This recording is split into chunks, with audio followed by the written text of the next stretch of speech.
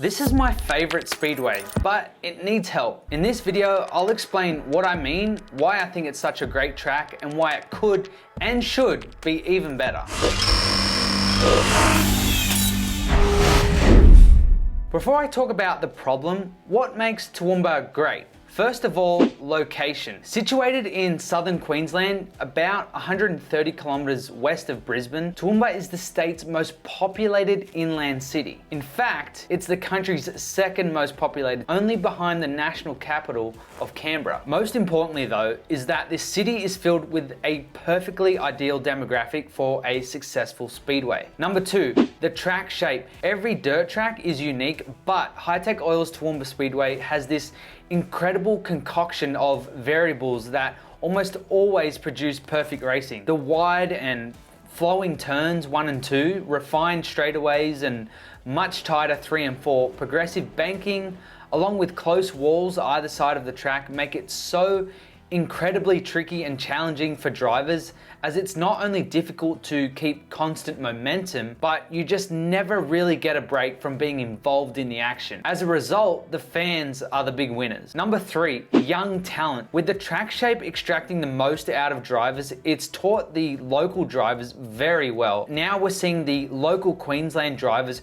really rising to prominence within the sport. In my opinion, Queensland has by far the strongest talent pool of any Australian state, and the other states are no slouches either. Number 4, the vibe. It's just the vibe of the thing. Over the past few years, the track's management team have created this incredible energy for every single event. With so much effort put into the promotion, it feels as though you know you're in the right spot for an entertaining night every night. It wasn't always this awesome though. I mean, any speedway is great, but to host some of Australia's major dirt track events like the Red Hot Summer Shootout, it needed a facelift from the old country venue that it once was. Enter this guy, Barry Waldron. Well, actually, before him, a guy named Alan Woods. In short, Alan took over the promotional duties of the track and made major changes to the surface layout. Now a high-banked pleasure dome, Tbar almost instantly went from a track that would run maybe a handful of small sprint car shows a year to one of the premier tracks that the best drivers in the world love to race at. Then came along Barry, who took the Toowoomba Speed Bowl, because that's what it was known as at the time, and he took it to just a new level. During his tenure, there have been a lot of changes, expensive ones too. Over the past decade or so, we've seen the pay-per-view big screen is a constant for all the events at the track, multiple new surfaces laid out to improve the racing product, new seating, a new bar, new corporate boxes, concrete paths, new ticket boxes, new lighting in spectator areas and the entries, refurbs to toilets, new disabled toilet block, electrical and fiber optic upgrades, new fan zone, new merch shop, and of course the renaming after enticing Hi-Tec Oils to join as naming rights sponsor. Simply put, Barry and his team have invested millions of dollars into the joint. And as track manager Ryan Harris told me, everyone has bought into this era for the venue. Everyone just loves this place now. The racing's cool. Everyone loves coming here. The green grass, it's great facilities. We're lucky that Barry Waldron's has tipped millions and millions of dollars into this place to bring it back to what it is. So it's a great venue, steeped in a lot of history, and we're excited to see where it goes in the future. Look at the Red Hot Summer Shootout and even the Ultimate Sedan Weekend. Like, we're talking $4 or $5 million injected into local through the local tourism. It's just phenomenal money when you start to think about it. When we run 26, 27, 28 nights of Speedway a year, there's not a big competitor base in Toowoomba, so everyone travels. So we're talking tens and tens of millions of dollars that this sport generates at Toowoomba. That is massive business in anyone's language. So we're quite lucky to have something like this just here in Toowoomba. He's not making this up either. A third party gathered data on just 2 of the track's events. Here's some of what stood out to me. For just the 3-night Red Hot Summer Shootout event in January, Toowoomba saw over $2.5 million injected into the community. Total Red Hot Summer Shootout attendance over 15,000 people, with 40% of them being interstate or international visitors. And the overwhelming positivity when reading the community pride section of the data report. Most notably, the Red Hot Summer Shootout is better than other events I have attended, which 83% of people agreed on. That's just from 3 nights of racing. There's 32 nights scheduled next season. Imagine the impact that this privately funded venue has on Toowoomba and the entire region. All of these stats and facts are awesome, but as a former driver and on behalf of just about every other driver, I can say that the racing here almost always delivers.